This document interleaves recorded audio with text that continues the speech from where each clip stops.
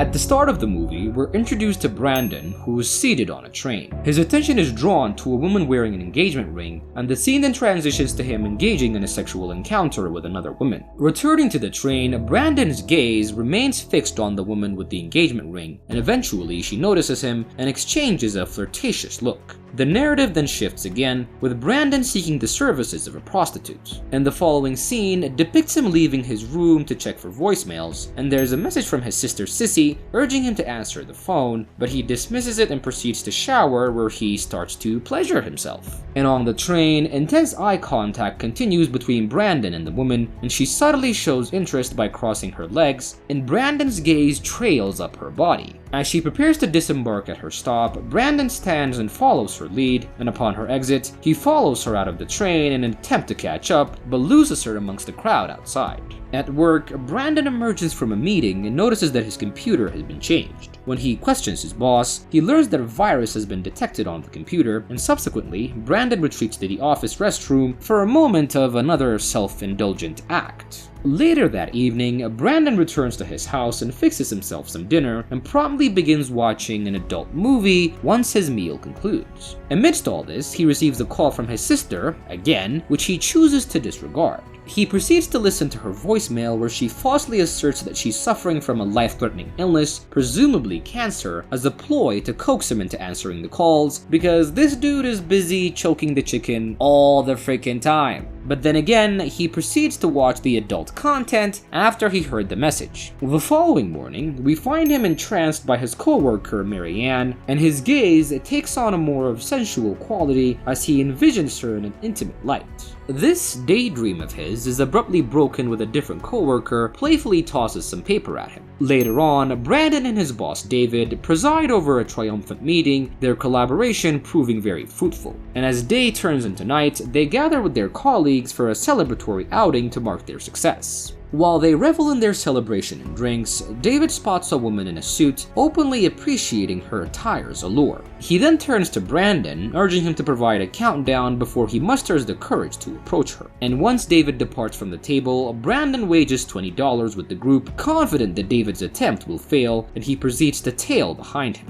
David approaches the woman and both of her friends, extending a friendly introduction and generosity, offering to buy some drinks for the entire group. And as they await for their beverages, David's nerves get the best of him, leading him to candidly acknowledge his perception of her success. Swiftly, he transitions into discussing his accomplishments, emphasizing his keen attention to detail as a crucial element. And catching him on his words, her friends urge her into playing the game. And taking the challenge on a stride, she shuts her eyes and challenges David to correctly identify the color of her eyes, blue or green. And despite his confident green response, his hope is dashed when she opens her eyes to reveal that they're actually brown. At that moment, Brandon joins them, offering a supportive pat on David's back. David talks about how Brandon has nailed his speech before encouraging him to take his turn. And the woman closes her eyes again, and Brandon astounds everyone by making the right guess. He continues his winning streak by trying the same on one of her friends, guessing right once again. In light of Brandon's impressive insights, the woman, now intrigued, offers her drink as a gesture of appreciation.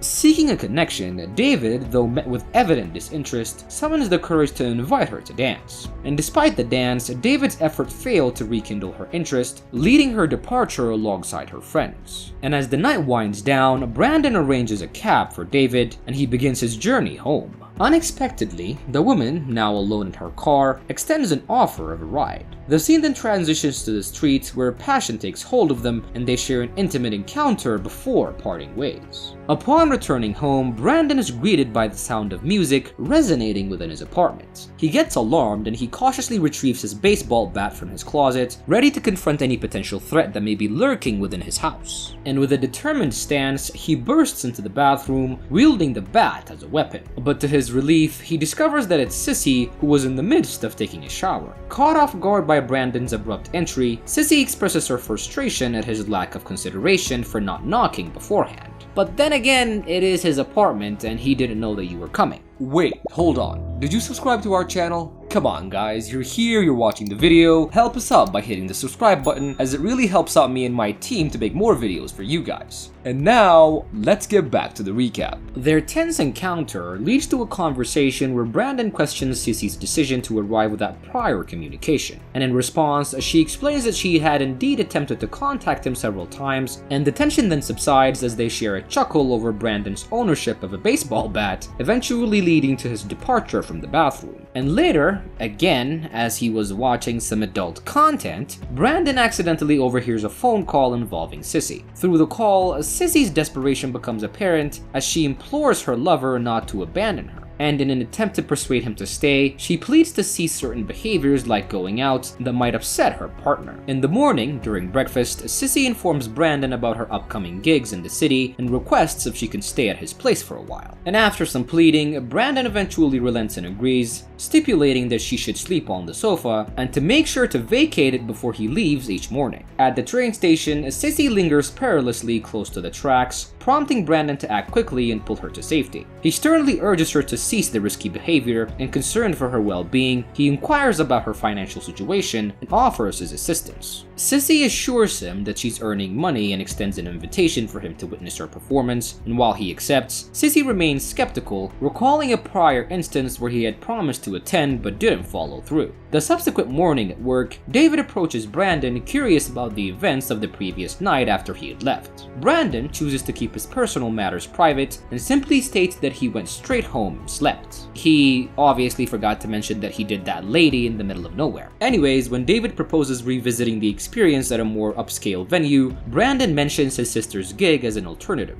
Arriving at the venue that night, David makes a pass at the waitress only to face rejection. He rationalizes his attempt by suggesting that it would have been more offensive to her if he didn't actually try? Yeah, David's that guy who's a bit of a douche. So in a bit, they witness Sissy deliver a captivating rendition of New York, New York, leaving Brandon moved to tears by the experience. Following her performance, Sissy joins David and Brandon at their table, and when she inquires about Brandon's opinion, he offers a more reserved compliment, stating that it was good. Sissy's enthusiasm is sparked when David reveals Brandon's emotional reaction, and excusing himself under the pretext of fetching drinks, Brandon steps away, unintentionally creating an opening for David to occupy his chair, inching closer to Sissy, his sister. And when he returns, he finds David, his boss, holding Sissy's hand and is quite irritated by that. And curious about her hand's condition, he questions about her scars, to which Sissy attributes them to childhood boredom. On their way back to Brandon's place, Sissy and David share a passionate kiss in the cab, while an angered Brandon gazes out of the window. Arriving home, the sound of their intimate conversation and noise deeply disturbs Brandon, driving him to embark on a very long, frustrated run. And after a very extended run, Brandon eventually returns home, changing the sheets of his bed, which Sissy, his sister, and David, his boss, had occupied for their little fun time. And while attempting to sleep, Brandon's discomfort grows as Sissy climbs into bed with him, claiming that she's cold. And despite his repeated request for her to leave, she disregards his appeal until he finally shouts at her in frustration, prompting her to exit his bedroom. And the following morning, David summons Brandon to his office, and upon arrival, Brandon finds David engaged in a video call with his kid. The conversation takes a turn as David addresses a concerning matter, which is the discovery of really explicit content on Brandon's hard drive. Staring blankly at David, Brandon stays silent until David shifts the blame onto Brandon's intern. Later, while Brandon was brewing some coffee, his co-worker, Marianne, approaches him with a flirtatious question, asking if he likes his sugar. And that evening, they venture out on a date, and after brief introductions, Marianne confesses her recent separation from her husband. The conversation then steers toward Brandon's skepticism of marriage, where he expresses his belief that the concept of lifelong partnerships seems unrealistic. Marianne then inquires about his longest relationship, to which he admits that it only lasted for 4 months. After the date, Brandon accompanies her to the train station, engaged in a discussion of hypothetical scenarios. Upon his return home,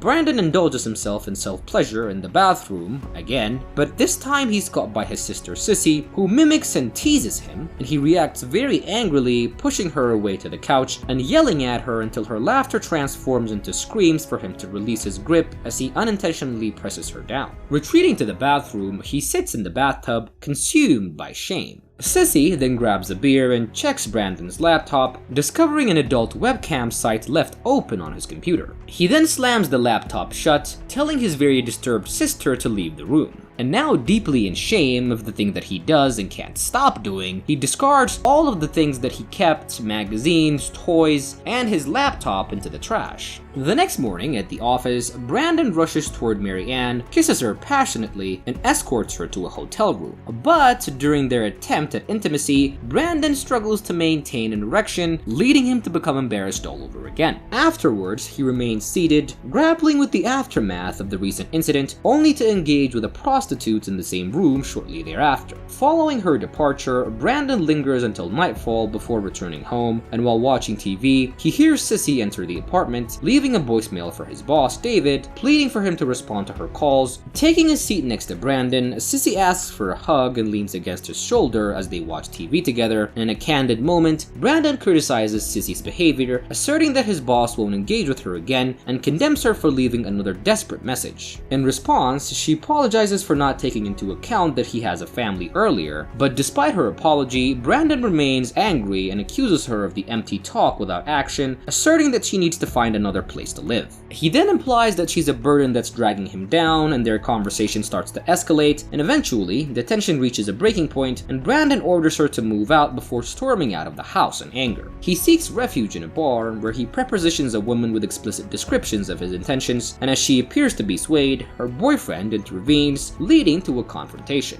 Brandon taunts the boyfriend about his previous actions with the girlfriend, inciting the man's anger, and upon leaving the bar, the boyfriend follows Brandon and beats him up, and subsequently, Brandon attempts to enter a club but is denied access. And faced with limited options for distraction, he enters a gay club and he engages in a sexual encounter with a man, even though he's straight.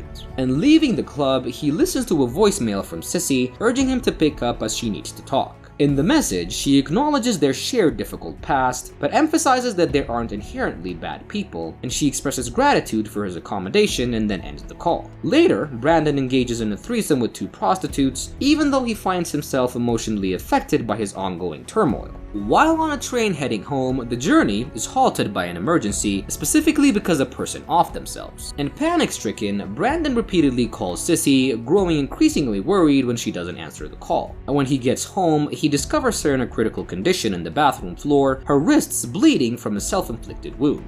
Distraught, he attempts to stop the bleeding and calls for help while in tears, and in the next scene, we find Brandon seated by Sissy's hospital bed, his gaze drawn to the faint scars that mark her wrists, a reminder of her struggles. He watches over her as she wakes up, and subsequently, he steps out into the world beyond the sterile confines of the hospital, the weight of his emotions mirrored by the heavy clouds overhead. Each step is laden with the gravity of the choices that he's made and the events that have unfolded, and as he walks, raindrops cascade around him, mirroring the tears that he hasn't allowed himself to shed, and finally, overwhelmed by the storm within, he collapses on the ground and starts weeping. What he actually weeps for was how he lost his life for years, diving deep into lust, and not thinking or caring after the only family that he has left, who happens to be his sister, because this dude was too busy jacking off. And that marks the end of today's recap.